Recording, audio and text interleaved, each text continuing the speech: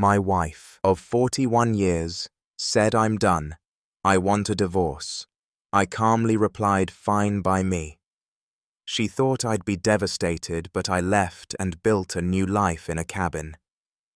Then one day she showed up and discovered who was sitting at my table. They say revenge is a dish best served cold, but I discovered something even better. Living well while your ex-wife watches from the sidelines. When Isabel handed me divorce papers, she expected tears and begging. Instead, I smiled, said fine by me, and disappeared into the woods with a secret that would change everything. What she found when she tracked me down months later, let's just say the cabin wasn't empty, and the woman sharing my table wasn't who anyone expected.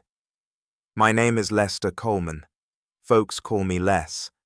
I'm 64 years old, and until 3 months ago, I thought I had my life figured out.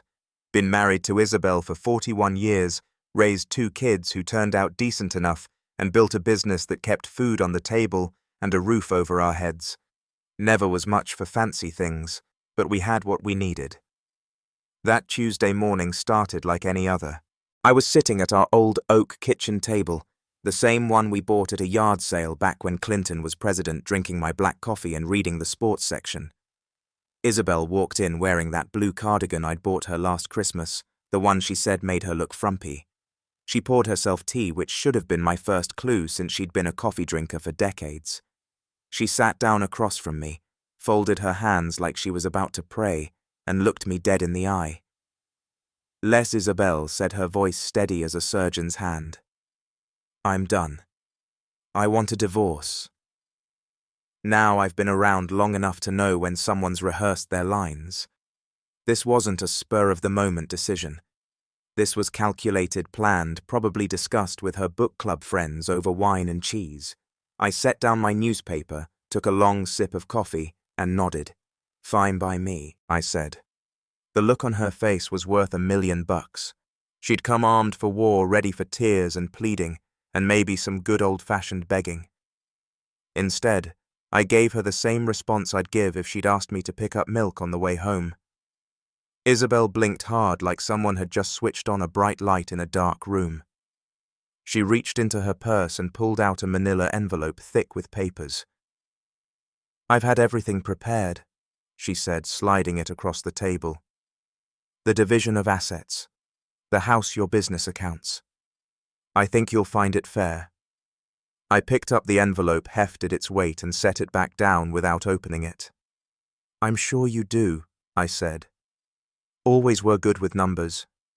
She stood up then, smoothing down her skirt like she was heading to a job interview instead of ending a marriage.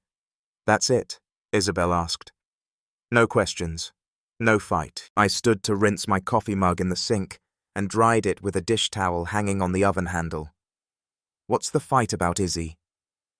You made your choice. I'm just respecting it. The way her mouth opened and closed reminded me of a fish gasping for air. She'd expected drama, needed it maybe to justify what she was about to do. Instead, I gave her exactly what she'd asked for: freedom. 3 hours after Isabel walked out that morning, I was still sitting at the kitchen table staring at that envelope like it might grow legs and walk away. The coffee had gone cold, but I didn't bother making a fresh pot. Seemed pointless to start new routines when everything else was ending. Around noon, my phone started buzzing. First, it was Brianna, my daughter. Dad. Mom called me, Brianna said, without even saying hello. She told me what happened. Are you okay? I could hear the kids in the background. My grandkids, 7 and 9 years old, arguing over something trivial the way kids do. I'm fine, sweetheart, I told her. Just working through some paperwork. Dad, you don't have to pretend with me. This is huge. 38 years of marriage doesn't just end over breakfast. She was right, of course, but what was I supposed to tell her? That I'd seen this coming for months, that her mother had been pulling away bit by bit, like someone slowly backing out of a parking space. Sometimes things run their course, Brie like an old engine that's finally worn out. 20 minutes later, Cody called. My son, 38 years old, and still thinks he can fix everything with the right words. "Pop, what the hell happened?" Cody asked. "Mom's at my house crying into a box of tissues saying you didn't even fight for the marriage." I walked out to the garage where my old Chevy pickup sat waiting for its next oil change. 40 years I've been working on engines and they made sense. You could diagnose problems, replace worn parts, get things running smooth again. Marriages weren't so simple. Your mother made her choice, son. Wasn't my place to argue with it. But Dad, don't you care? Don't you want to try counseling or something? I ran my hand along the truck's fender, feeling the small dents and scratches that told stories of 4 decades of honest work.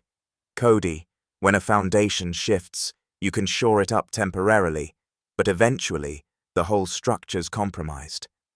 Your mother and we've been on shaky ground for years. There was silence on the other end. My boy was a software engineer, delving logic and code. This kind of human messiness didn't compute for him. "I just don't understand how you can be so calm about this," Cody said finally. "Because fighting won't change anything, and dignity matters more than drama." After I hung up, I opened that envelope. Isabel had been thorough. I'll give her that. She'd calculated everything down to the last dollar. The house would be sold, proceeds split 50-50. My business accounts, my tools, even my fishing gear, all itemized like a warehouse inventory. But there was something she'd missed, something that made me smile for the first time that day. Buried in all those legal papers was a clause about undisclosed assets. Isabel had always handled our finances, managed our investments, balanced the checkbooks. What she didn't know was that I'd been quietly setting aside money for years just in case. The next morning I did something I hadn't done in 20 years. I called in sick to my own business. Well, not exactly sick, but I told Bobby Hutchins, my shop foreman, that he was running things for the day. Bobby had been with me for 15 years, knew every bolt and gasket in that place better than some men know their own wives. "You feeling all right, Les?" Bobby asked. "You sound different. Just need to take care of some personal business," I told him. "Think you can handle Mrs. Patterson's transmission without burning the place down?" Bobby laughed. "I'll try to keep the explosions to a minimum." After hanging up, I walked through the house one more time. Isabel had been thorough in her planning. She'd already moved most of her personal things to her sister's place over the past few weeks. I just hadn't been paying attention. The closet was half empty, the bathroom counter cleared of her perfume bottles and face creams. I loaded my pickup with everything that mattered to me: my toolbox, a duffel bag with clothes, my fishing gear, and a cardboard box with photos of the kids and my late father. The rest of it, the furniture, the decorative nonsense, the kitchen gadgets we never used, none of it meant anything without her there to fuss over it. My first stop was the bank. I'd been thinking about that hidden account all night, the one Isabel didn't know about. Turned out old Earl Simmons, who taught me the auto repair business 40 years ago, had given me more than just trade skills. He taught me that a man should always have walking around money funds that nobody else knew about, not even family. Just in case life throws you a curveball, Earl used to say. And trust me, boy, life's got a wicked fastball and no qualms about hitting you right between the eyes. The balance in that account was enough to start over somewhere else. Not rich man money, but enough for a down payment on a small place and living expenses for a couple years. I'd been adding to it slowly, $20 or $30 at a time from cash jobs at the shop. My next stop was Riverside Realty. I'd seen the for sale signs around town for months, but one particular property had caught my eye, a small cabin about 15 miles outside town, right on Miller's Creek. The listing said it needed work, which was fine by me. I'd spent my whole life fixing things that other people had given up on. Jennifer Walsh, the real estate agent, was surprised to see me. "Les Coleman," Jennifer said, shaking my hand. "Haven't seen you since you fixed my husband's truck last spring. What brings you in? Looking to buy that cabin on Miller's Creek, the one that's been sitting empty for 6 months." Her eyebrows went up. "That's quite a change from your place in town." Everything okay with you and Isabel? Small towns don't keep secrets very long. By evening, everyone would know about the divorce anyway.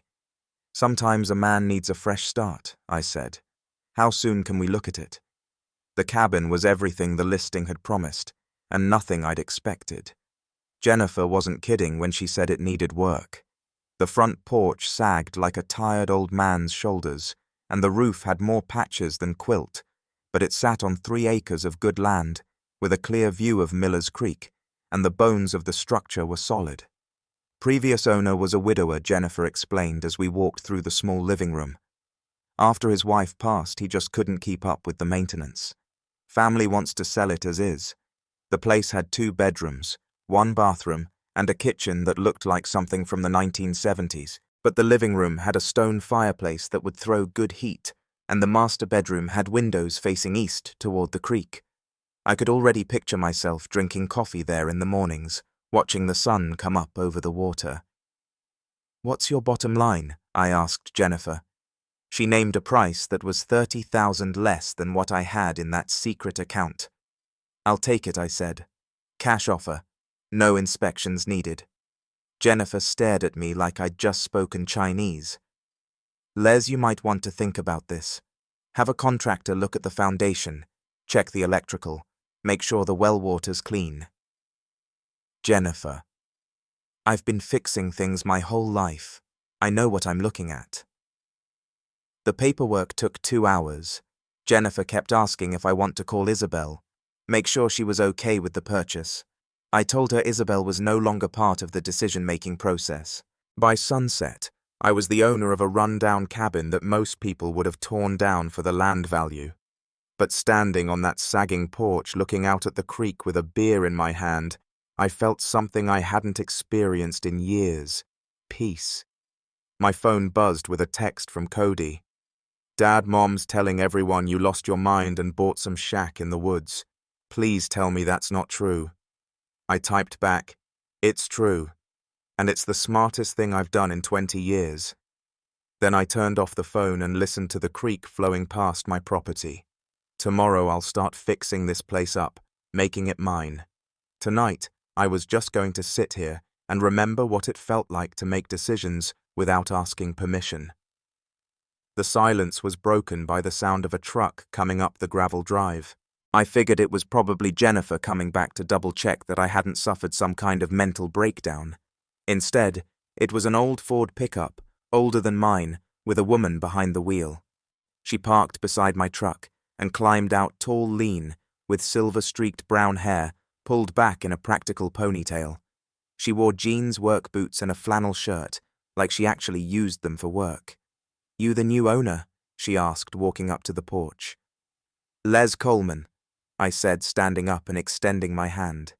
"Rena Mitchell," she said, giving me a firm handshake. "I live about a mile upstream, wanted to introduce myself and welcome you to the neighborhood." Rena Mitchell turned out to be the kind of neighbor I'd forgotten existed, the type who showed up with practical help instead of empty pleasantries. The morning after I moved into the cabin, she appeared at my door with a thermos of coffee and a toolbox. "Figured you might need an extra pair of hands," Rena said, setting the thermos on my makeshift kitchen counter. "That front porch isn't going to fix itself." I'd spent the night on an air mattress listening to the creek and making mental notes about everything that needed attention. The porch was definitely priority number 1. It wouldn't hold weight much longer. "You don't have to do that," I said. "I can handle it." "I'm sure you can, but 4 hands work faster than 2, and I've got nothing pressing today." She wasn't kidding about knowing her way around tools. While I measured and marked the support beams that needed replacing, Rena started pulling up the rotten decking boards with the kind of efficiency that comes from years of practice. "You do this kind of work professionally?" I asked, impressed by her technique. "Retired Air Force," Rena said, prying up another board. "Spent 25 years maintaining aircraft. Buildings aren't much different. Keep the structure sound and everything else falls into place." We worked in comfortable silence for most of the morning. No small talk, no personal questions, just 2 people focused on getting a job done right. By lunch, we'd replaced half the porch decking and reinforced the support posts. There's a diner in town that makes decent burgers, Raina said, wiping sawdust off her hands. My treat since you provided the entertainment. Over lunch, I learned that Raina had bought her place 3 years ago after retiring from military. She'd been married once briefly to another airman who couldn't handle being married to a woman who outranked him. Some men can't get past their ego, Raina said, sipping her iced tea. They want a woman who needs them, not one who can take care of herself. Sounds familiar, I said, thinking about Isabel's complaints over the years. I was too set in my ways, too independent, too comfortable with silence. What about you, Raina asked. Divorce, I'm guessing, since you're starting fresh out here. 41 years, I said. She decided she wanted something different. Raina nodded like she understood completely. Sometimes the best thing that can happen to a person is having someone else make the hard decision for them. That afternoon we finished the porch. As the sun was setting, Raina gathered her tools and headed for her truck. Same time tomorrow, she asked. That kitchen window frame needs attention before winter. You don't have to keep helping, I said. I know I don't have to. I want to. After she left, I sat on my newly repaired porch with a beer, watching the creek flow past. For the first time in months, I wasn't thinking about what had gone wrong with my marriage. I was thinking about what might go right in whatever came next. Word travels fast in small towns, especially when it involves someone people thought they knew. By the end of my first week at the cabin, Isabel had apparently heard about my lady friend from at least 3 different sources. She called me on a Thursday evening while I was replacing the kitchen faucet. Les people are saying you're living with some woman out there, Isabel said without even saying hello. People say a lot of things, Izzy. Doesn't make them true. So you're not seeing anyone? I set down my wrench and looked out the window at Raina's truck parked in my driveway. She was inside making dinner. Nothing fancy, just grilled cheese and tomato soup while I finished the plumbing. I'm seeing whoever I want to see, I said.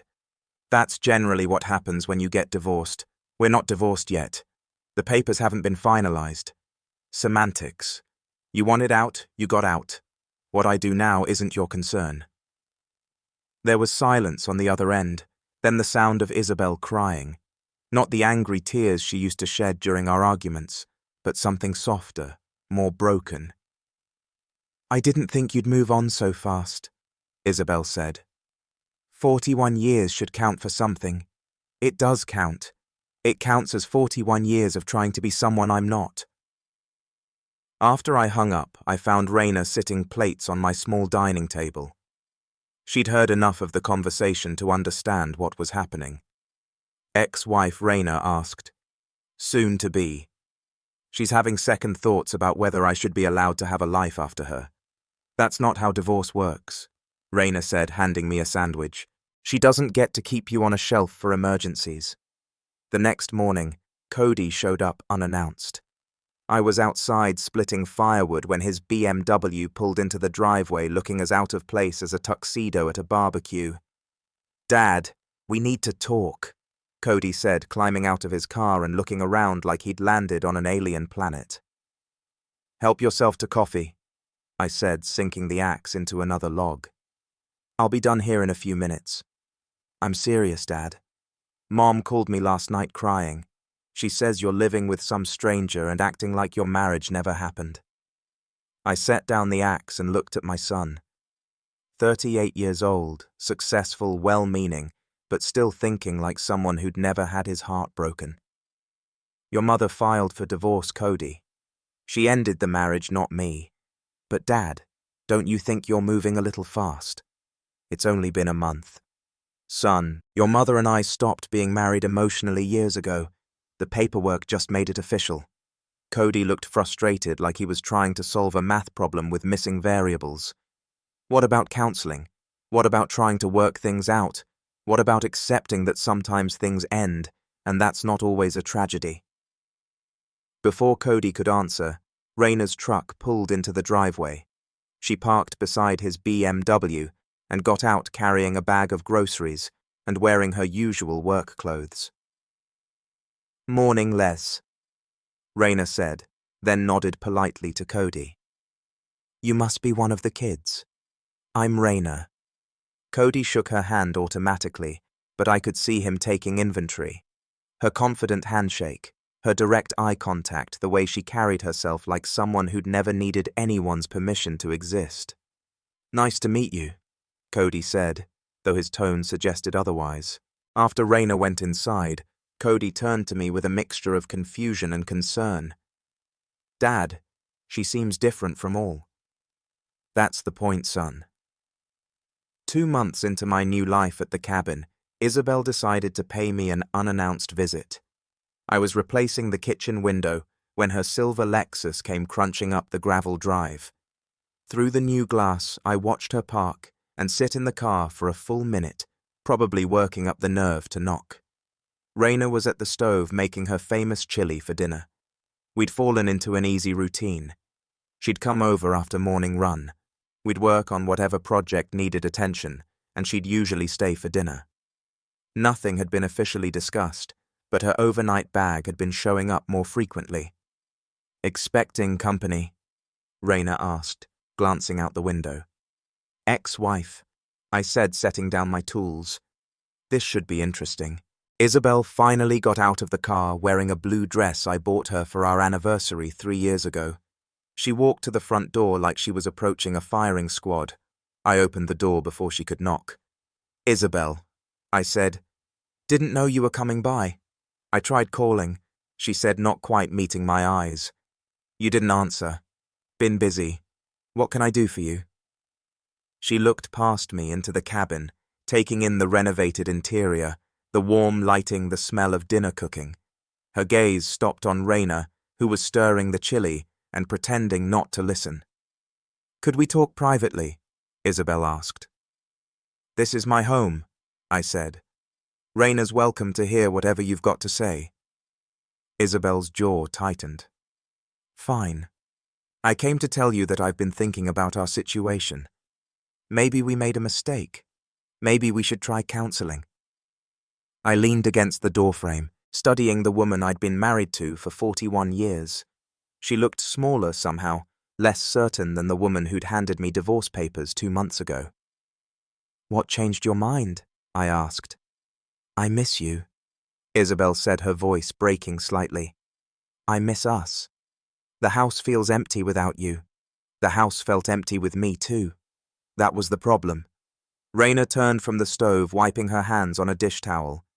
I'll give you two some privacy, she said, moving toward the door. Stay, I said, not taking my eyes off Isabel. This won't take long. Isabel's face flushed red. Les, I'm trying to save our marriage here. The least you could do is hear me out. I heard you out 2 months ago when you filed for divorce. You made your choice. People can change their minds. Some can, some can't. Isabel looked around the cabin again at the stone fireplace I'd repaired, the new kitchen counters I'd installed, the dining table where Raina had set 2 place settings for dinner. This isn't you, Les, Isabel said, living in some shack in the woods playing house with a stranger. This isn't who you are. You're right, I said. This is who I am when nobody's telling me who I should be. Isabel started crying. Then not the angry tears from our old arguments, but something desperate and broken. 41 years has to count for something, she said. It does count. It counts as 41 years of learning that we want different things. After Isabel left, I found Raina on the back deck, looking out at the creek. She heard everything, of course. You okay? I asked. Should I be worried? Raina asked.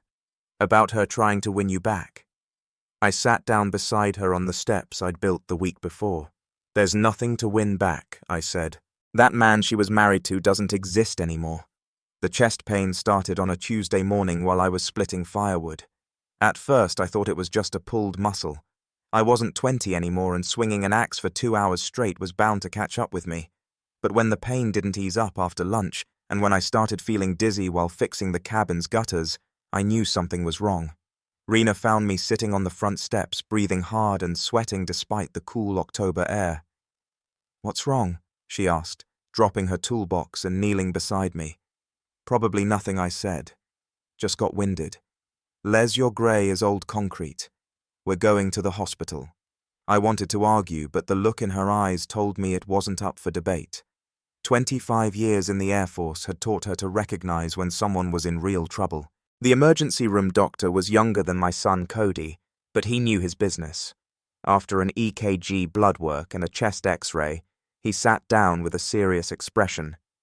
"Mr. Coleman, you've had what we call a minor cardiac event. Not a full heart attack, but your heart is definitely sending you a message." "What kind of message?" Renner asked. She had insisted on staying with me through all the tests. "The kind that says slow down before something worse happens," the doctor said. "Your cholesterol is through the roof, your blood pressure is elevated, and there's evidence of arterial blockage. How long has it been since your last physical? I couldn't remember. Isabel used to nag me about doctor visits, but after she stopped caring about my health, I'd stopped thinking about it too. We need to run more tests," the doctor said. "Stress test echocardiogram, probably a cardiac catheterization, and you'll need to make some lifestyle changes immediately." They kept me overnight for observation. Raina stayed in the chair beside my bed, even though I told her she didn't have to.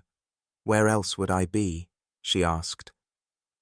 The next morning, Cody and Brianna both showed up looking worried and guilty. Apparently, Raina had called them after the doctor's initial diagnosis. "Dad, why didn't you tell us you weren't feeling well?" Brianna asked, taking my hand. "Didn't want to worry anyone," I said. "Besides, I feel fine now." "You feel fine because you're on medication," Cody said. "The doctor says you could have died if Raina hadn't brought you in." I looked at Raina, who was sitting quietly in the corner. She'd saved my life probably, and all I'd been thinking about was how embarrassing it was to be seen as weak. "Thank you," I said to her. "Don't thank me yet," Raina said. "Wait until you see what I'm going to put you through to keep you healthy." Later that afternoon, while Cody and Brianna were talking to the doctor about my discharge instructions, I asked Raina something that had been bothering me. "Why are you here?" I said. "We've known each other 2 months. You don't owe me anything." Raina was quiet for a long moment, looking out the hospital window at the parking lot below. 28 years ago, I was married to a pilot named Jack Mitchell, she said. Good man, decorated veteran, never met a problem he couldn't solve by himself. One day he started having chest pains, told me it was nothing, probably just stress from his deployment schedule. 3 weeks later, he had a massive heart attack in the cockpit of an F-16, died instantly. She turned to look at me, her eyes fierce and determined. "I'm here because I'm not going through that again, not if I can help it." Recovery from a heart scare changes a man's priorities real quick. The cardiologist put me on a strict regimen. Medication twice daily, low-sodium diet, 30 minutes of walking every morning, and stress reduction techniques that sounded like something Isabel would have suggested years ago. Raina took charge of my recovery like a drill sergeant with a medical degree. She threw out every processed food in my kitchen, stocked the refrigerator with vegetables I couldn't pronounce, and bought a blood pressure monitor that she used on me twice daily. "This isn't negotiable," she said when I complained about the bland chicken breast she prepared for dinner. "You want to live long enough to enjoy this place. You eat what's good for you." 3 weeks into my new routine, Cody brought his family to visit the cabin. My grandkids, Emma and Jake, ran around the property like puppies let off a leash, fishing in the creek and building forts in the woods. Watching them explore, I realized this was what I'd been missing all those years in town space, to breathe room, to think, permission to just exist. "Dad, you look better than you have in years," Brianna said, helping Raina prepare lunch. "I was worried when Mom told us about the divorce, but this place suits you.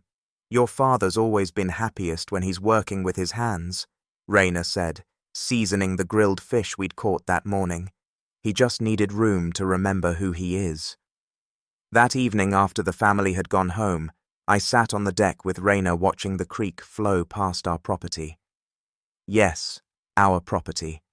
Somewhere between the heart attack and the recovery, she'd stopped going home to her place upstream. "Raina, I said I need to tell you something. She looked at me with concern. Your chest isn't hurting again, is it? No, nothing like that. I need to tell you about Earl Simmons, the man who taught me the auto repair business. He gave me advice once that I never forgot. What kind of advice? He said a man should always have walking around money, but more importantly, he should know when he's found something worth staying for. Raina smiled, the kind of smile that reaches all the way to your eyes. And have you found something worth staying for? I took her hand, feeling the calluses from years of honest work, the strength that had probably saved my life. I found someone worth changing for. I said worth being healthier, for worth being better for. 6 months later, Raina moved in permanently.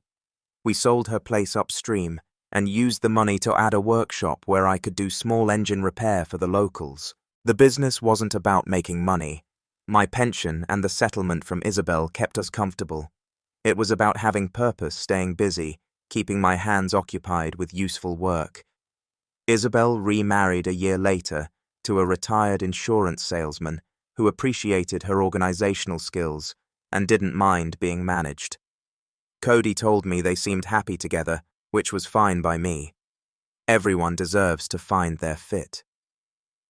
2 years after moving to the cabin, I got a call that changed everything. It was from a lawyer in Denver telling me that Earl Simmons had passed away and left me something in his will. Earl had been like a father to me after my own dad died young. He taught me everything about fixing engines, running a business, and treating customers with respect. What I didn't know was that he'd been watching my life from a distance, keeping track of how things turned out. Mr. Coleman, the lawyer, said Mr. Simmons left you his entire estate, his house, his savings, and his classic car collection. He said you were the son he never had. The inheritance was substantial enough to secure our future completely and leave something meaningful for my grandchildren. But more than the money, it was Earl's letter that got to me. Less, the letter read, "If you're reading this, it means you finally figured out what I tried to teach you 40 years ago.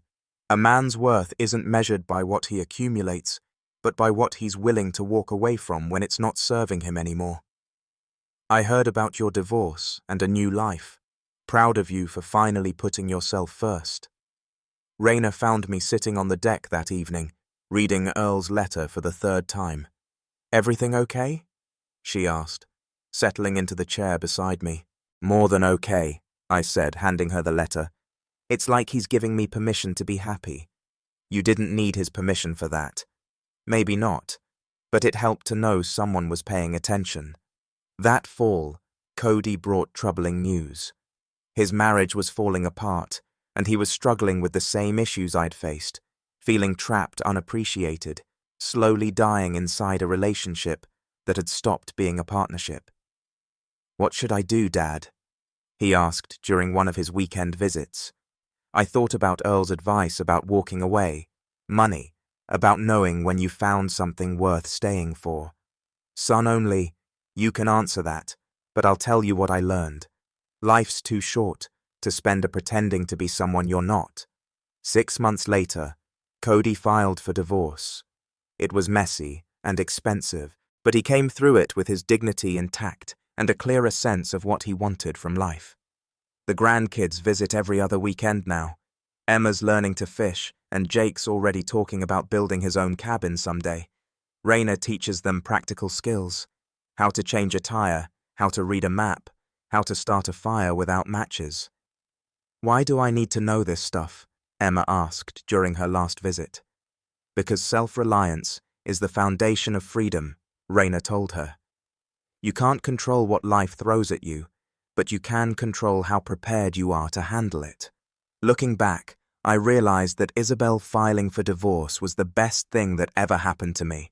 Not because our marriage was terrible, but because it forced me to become the man I was meant to be, instead of the man I thought I was supposed to be. Some people spend their whole lives trying to fix what's broken. Sometimes the wisest thing you can do is walk away and build something new. Earl knew that. Raina knows that. And finally, at 66 years old, so do I.